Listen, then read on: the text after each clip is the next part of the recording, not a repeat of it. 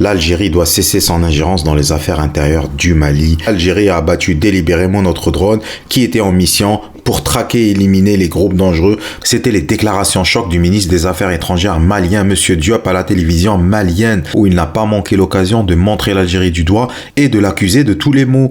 Au passage, il a aussi accusé l'Ukraine d'être derrière la déstabilisation du Sahel, que l'Ukraine est un État dangereux. J'ai beaucoup de respect pour ce ministre qui a fait partie de la délégation malienne qui a signé les accords d'Alger en 2015, qui a même vécu en Algérie, attisé la haine entre les peuples. Si ça va pas chez moi, c'est certainement à cause du voisin. On rejette toujours la faute sur l'autre, ce qui rend de plus en plus difficile un retour au calme entre les deux pays. L'Algérie ne réouvrira pas ses frontières de sitôt, ça c'est même pas négociable pour le moment. Le gouvernement malien à ce jour n'a apporté aucune preuve du fait que l'Algérie ait abattu le drone sur le territoire malien. À ce jour, aucune plainte n'a été déposée auprès de l'ONU. Ça veut dire tout simplement que le dossier d'accusation malien est vide et la version malienne ne tient pas la route, sachant qu'un drone abattu à 10 km des frontières ne peut pas tomber à la verticale. Parti en 1000 morceaux ce drone, l'armée algérienne ne l'a pas détecté sur le sol malien, elle l'a détecté sur le sol algérien, a franchi les frontières. De plus, c'était un drone armé qui représentait une menace réelle et sérieuse pour l'armée algérienne au sol, une portée de frappe de 100 km. Les drones font des ravages un peu partout dans le monde